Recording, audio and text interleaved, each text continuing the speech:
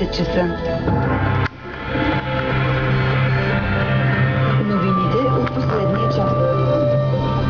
Очаква се засилен трафик през предстоящите почивни дни на входно-изходните артерии на столицата и големите градове. От Пътна полиция напомниха, че се увеличават предпоставките за тежки пътно-транспортни происшествия. Причините най-често са употреба на алкохол, неправоспособност, превишена скорост и неправилно